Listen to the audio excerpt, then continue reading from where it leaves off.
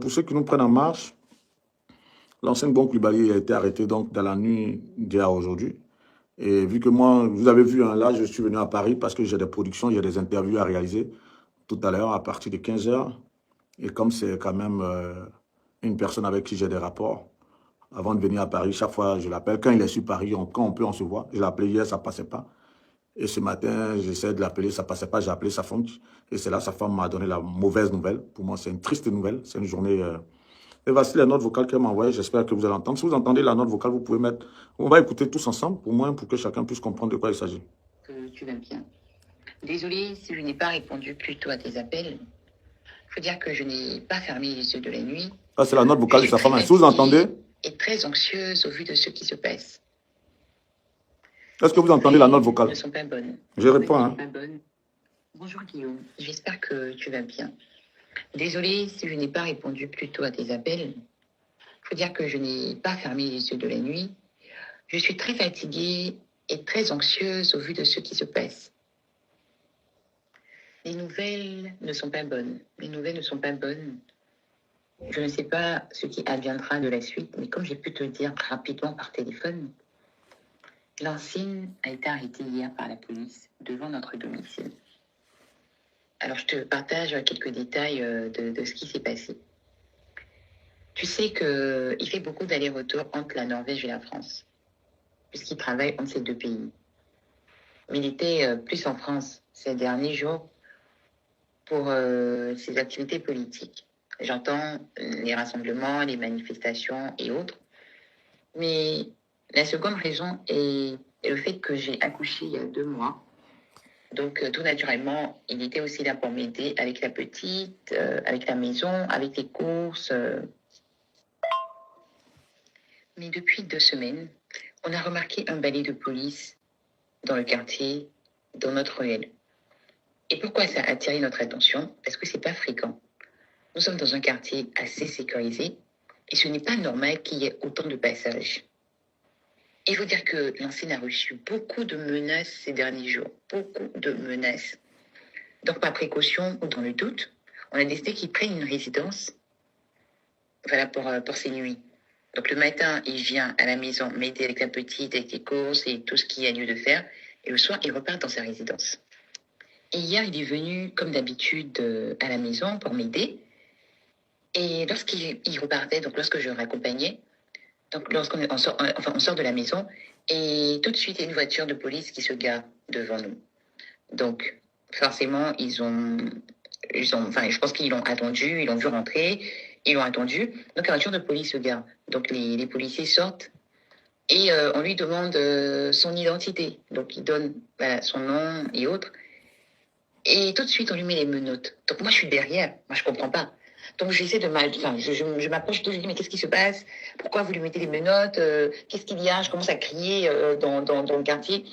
Et il y a un agent de police qui me prend de côté, qui me dit de me calmer. Je lui dis, non, je me calme pas. Vous pouvez venir arrêter mon mari comme ça devant moi. Quelles sont les raisons? Pourquoi vous le prenez? Mais l'ancien était quand même assez serein. Je ne dirais pas résilient, mais il était serein. Mais bon, moi, voilà, j'étais vraiment dans tous mes états parce que je ne comprenais pas.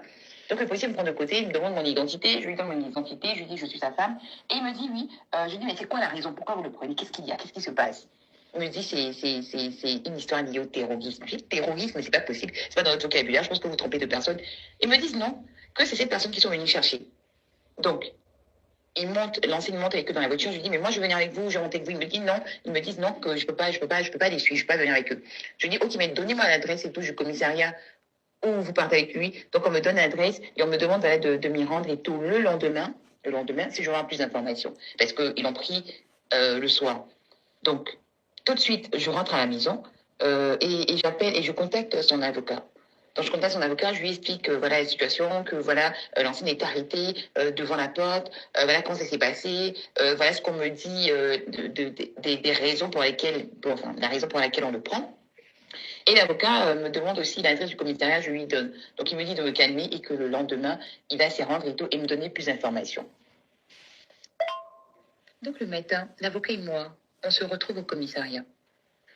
Donc, je demande à le voir. On me dit, ce n'est pas possible. Je ne peux pas le voir. Je ne peux pas avoir accès à lui. Et que la seule personne qui peut rentrer en contact avec lui, c'est son avocat.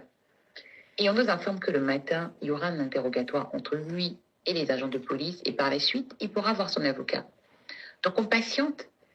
Et après, l'avocat passe en quérir des nouvelles. Et lorsqu'il me revient, Guillaume, il m'informe que l'ancien a été arrêté. Parce qu'il a reçu beaucoup de plaintes en peu de temps. Des plaintes pour rébellion, des plaintes pour atteinte à la déstabilisation d'un pays étranger, des plaintes pour terrorisme, et qu'ils l'ont convoqué. Donc les policiers nous disent qu'ils l'ont convoqué plusieurs fois et qu'il ne s'est pas présenté. Mais il faut savoir que Guillaume, ces derniers temps, Lancine recevait énormément de menaces, que ce soit par téléphone, que ce soit par message. Il recevait beaucoup de menaces, donc il a dû changer de numéro de téléphone. Donc sûrement, les policiers ont dû l'appeler. Ils ont dû lui laisser des messages qu'il n'a pas écoutés, qu'il n'a pas reçus, vu qu'il n'avait plus le même numéro de téléphone. Donc, raison pour laquelle ils sont venus le chercher. Donc, j'ai dit à l'avocat, ok, mais on fait quoi? Qu'est-ce qu'on fait? On fait quoi? L'avocat me dit de me calmer et de rentrer. Il me dit que même si je reste là jusqu'au soir, ça ne me changera rien, je ne pourrai rien faire. Donc, de rentrer auprès de ma petite et que lui fera tout pour faire sortir de cette situation. Donc, je reste un peu au commissariat et après, je rentre. Mais il faut savoir, Guillaume, que Lancine, au vu de ses prises de parole, de son engagement, de son dévouement, il s'attendait à des représailles. Il s'attendait à des représailles, mais pas que ça parte aussi loin. Donc là, moi, en état là, tout ce qu'on peut faire, c'est de prier. De prier pour qu'il n'y ait pas un problème plus grand que celui-ci, avec toutes les arrestations qu'il y a à Abidjan. Vraiment, c'est de prier pour qu'il puisse se sortir de cette situation. Donc moi, de mon côté, dès que j'ai des informations, je te les communiquerai. Mais voilà, pour l'instant, je ne peux pas te dire autre chose que ça. J'ai la gorge nouée, je ne sais pas quoi faire. Je suis vraiment très mal face à tout ceci. Mais voilà, comme je dis, restons en prière. Et moi, je te remercie aussi pour ta présence, pour ton attention, pour tout ce que tu fais. Et dès que j'ai des nouvelles, je ne manquerai pas de revenir vers toi. Je te remercie beaucoup pour tout. Bah, je pense que vous avez compris. Hein, je vais juste résumer un peu. Vous voyez, c'est une femme meurtrie qui vient d'accoucher il y a juste 2 mois et qui voit son mari aujourd'hui dans les mains de la police parce qu'il a voulu porter une cause, parce qu'il a voulu porter des convictions. Même si on est dans le jeu politique, on peut avoir compassion des êtres humains. J'ai juste envie de crier ma rage. J'ai juste envie de pleurer, ça me fait de la peine. Mais je me dis, on n'a pas besoin d'en arriver là. Que des gens ils portent plainte. Que les gens ils portent plainte pour dire non, appel à l'insurrection. Quel appel à l'insurrection? Dis aux jeunes, non, si vous voulez aller marcher. Je suis désolé. Vous voyez, moi, je n'ai pas envie de rentrer dans ce genre de truc parce que je me dis, on a fini les élections présidentielles. Le président Alassane Ouattara a gagné, on n'a qu'à avancer. Mais de quelle justice on veut nous parler en Côte d'Ivoire? Si vous voulez qu'on aille au débat, de quelle justice on veut nous parler en Côte d'Ivoire? Si on veut parler de justice, parlons de la rébellion de 2002. Si on veut parler de justice, parlons de la rébellion de 2002. Arrivé un moment, il faut arrêter.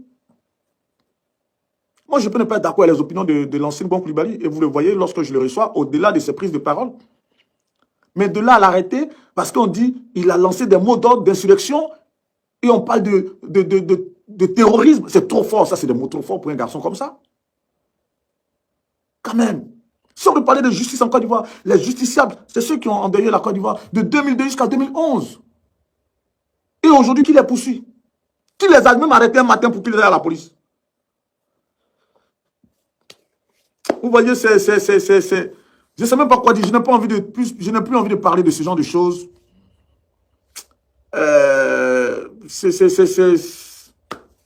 C'est trop fort, quoi. Je ne sais même pas quoi dire, au fait. Bah, je voulais juste donner l'information.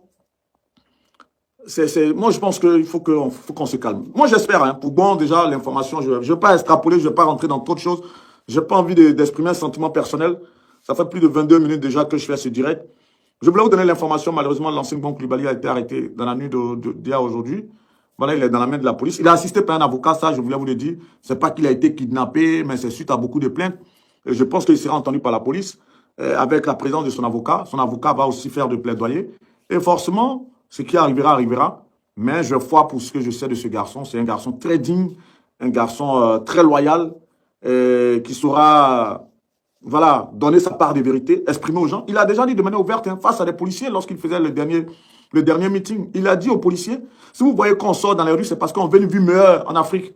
On ne sort pas pour nos beaux yeux. On sort parce que chez nous, en Afrique, les biens de nos pays ne sont pas partagés de manière équitable. Il y a une partie qui s'enrichit. Voici, au fait, son narratif. Et il a dit, c'est pour ça qu'on cherche à changer nos dirigeants. Il a déjà dit ouvertement, donc il va se défendre. Et je pense que en France, si éventuellement, parce que là, je ne vais pas me faire son avocat, s'il y a des traces de rébellion, de terrorisme dans son téléphone, ou bien dans ses échanges avec certaines personnes, et qu'on retrouve tout ça, là, c'est un autre cas. Mais si c'est pour s'arrêter à ses prises de parole, c'est pour ça que les gens sont allés porter plainte contre lui et que la police l'a arrêté. Donc là, franchement, je pense que si c'est ça seulement, il n'y aura rien parce que pour la personne que je connais, lui et moi, d'abord, je ne l'ai jamais vu parler d'un projet de déstabilisation avec quelqu'un. Et même si c'était le cas, moi, personnellement, je ne vais jamais l'encourager parce que je suis contre la prise du pouvoir par les armes. Ça, je l'ai toujours dit à qui veut l'entendre. Mon entourage, mes amis le savent. Moi, je suis pour un esprit de justice. Mais cette propension qu'on a encouragé, la prison, quand on emprisonne quelqu'un, que les gens soient heureux pour ça, je dis non. Depuis hier, c'est, comment il s'appelle Damana Picasso. Aujourd'hui, c'est l'ancien Bon Koulibaly. Demain, ce sera qui encore? Moi qui arrive tout le temps à Paris, je fais mes interviews, j'ai mon bon qui est là, on rigole. Aujourd'hui, je suis tout seul. Je fais mes interviews, j'ai rentré et la vie continue. Et on va aller prendre des gens, on va les priver de liberté, on va les arracher à leur famille. Bah, aujourd'hui, le président Alassane Ouattara a gagné. On peut avoir un acte d'apaisement en libérant, on parle de 700 prisonniers politiques. Mais toutes ces personnes n'ont fait que porter de la voix, donner de la voix. Comme j'ai dit encore, on va dire non, c'est au nom de la justice. Mais les vrais justiciables, ils sont là. Ça encore, il ne faut pas qu'on l'oublie. 2002, ils sont là. Je ne veux pas remuer le couteau dans la plaie, mais quand on veut parler de justice, il faut parler de manière équitable. Les vrais justiciables sont là. Il ne faut pas qu'on soit là. Les gens ont parlé. Ils n'ont pas pu aller au bout de ce qu'ils voulaient faire. Ils ont voulu que le peuple sorte. Mais si ce peuple n'est pas sorti, c'est que ce peuple est d'accord avec la présidence du président Ouattara. Donc le président Ouattara va gouverner la Côte d'Ivoire et puis on va avancer. Mais on va encore aller mettre les gens en prison, on va arrêter des gens. C'est pourquoi Damana Picasso s'est retrouvé dans une prison à Boaké. Et je voyais des gens qui rigolaient tout à l'heure dans les commentaires sur Facebook. Oui, ils vont extrader, bon, machin. Ben, ils vont l'extrader, ils vont faire tout ce que ça va porter quoi? Ça va changer quoi au destin de la Côte d'Ivoire? C'est quelqu'un qui n'a donné que de la voix. Vraiment, bah, s'il a signé, oui, c'est bien de parler d'amnistie. Mais ça veut dire que Gbagbo, il voulait qu'on arrête tout ça. Donc, toutes les personnes, on peut les amnistier aussi pour qu'on aille de l'avant. La manière que Gbagbo a signé l'amnistie là, c'était pour que pas qu'on aille des règlements de compte ou bien de justice en justice. Donc, on peut signer amnistie, justement, on peut faire table rase, comme Gbagbo même l'a dit une fois dans une de ses interviews, tabula rasa, faire table rase de tout ça. C'est ce qu'on souhaite. Il faut faire table rase de toutes ces crises préélectorales et puis on avance. Qu'on arrête de porter des plaintes. Hier, c'était Johnny Pacheco. Aujourd'hui, c'est Muselé qui n'a même plus la parole. Tous les jours, il a la police. Tous les jours, il a la police. Il a la police tous les jours. Aujourd'hui, c'est bon. En France, demain, ce sera qui aux États-Unis? Bref. Moi, c'était juste pour donner l'information. Hein. En tout cas, bon, de là où il est, il sait. J'ai dit à sa femme tout à l'heure, la force que je peux lui donner, je lui ai donné. Mais le connaissant, je sais que c'est un garçon qui va s'en sortir. Ça, je me fais l'ombre d'aucun doute. Merci à vous qui lui donnez de la force à travers vos commentaires. Merci à tous ceux qui vont relayer aussi le direct. C'est dommage, c'est une information triste. Mais il était important pour moi de l'apporter à la faveur de l'opinion pour que les gens comprennent, pour que les gens sachent que, voilà, malheureusement que l'ancien Bon Koulibaly, président du mouvement citoyen Côte d'Ivoire, Génération Consciente Côte d'Ivoire Nouvelle, a été arrêté aujourd'hui à Paris. Mais il est assisté de son avocat, j'insiste encore là-dessus. Et la nouvelle nous a été donnée par son épouse, avec qui il a une jolie petite fille qui n'a que 2 mois. Je pense qu'il a besoin de belles pensées de notre part. Je pense que la Côte d'Ivoire aujourd'hui gagnerait à se débarrasser de ce genre de choses, qu'on ait un esprit apaisé, et pour que voilà, la Côte d'Ivoire reprenne, les élections se sont passées. Moi, je ne suis pas de ceux qui vont venir dire non, il n'y a pas eu d'élection en Côte d'Ivoire. Non, non, moi, je ne suis pas dans ça, il y a eu des élections. C'est vrai que tout le monde n'était pas pour cette élection par rapport aux conditions. Et hier, vous avez vu, le président Laurent Gbagbo a demandé à ce que le PPACI n'aille pas aux élections législatives. C'est quelque chose aussi, c'est une voie aussi politique, c'est une manière de dire, bon, si on doit nous éliminer pour les présidentielles, pourquoi aller aux législatives? Bah, si c'est ça aussi la Côte d'Ivoire, j'ai vu ce matin quelqu'un qui disait, on va aller vers un pouvoir parlementaire. Bah, si c'est ce que les Ivoiriens veulent, et puis le président Ouattara va gouverner, et puis il est là, il n'y a aucun problème tant que les Ivoiriens sont heureux dans ça.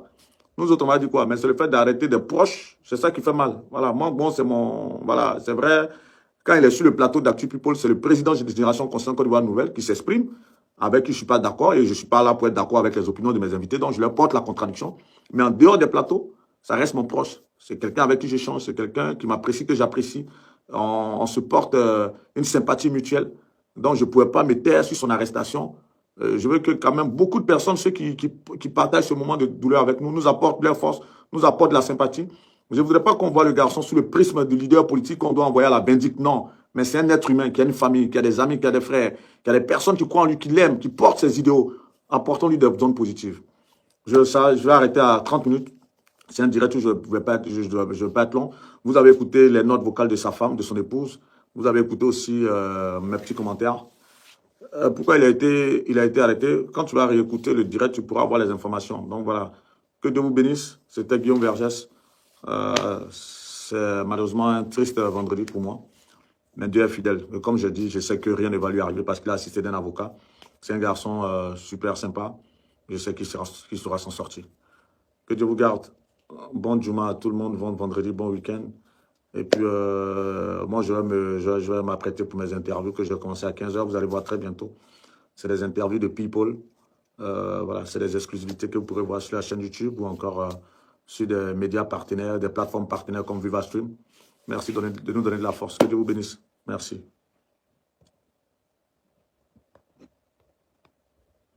Paul Fernand. Paul Fernand. Ah, ok, merci. Bah, j'étais en train de vouloir arrêter. Merci pour le soutien. Je pense que les 11,99 €, c'est un soutien Merci, c'est tout ce que je peux te dire. Merci. Je ne vais pas rester longtemps parce que là, je n'ai pas assez de force aujourd'hui, honnêtement. Je n'ai pas assez de force. Voilà, je vais arrêter. Merci beaucoup. Oh, comment on arrête ce truc-là?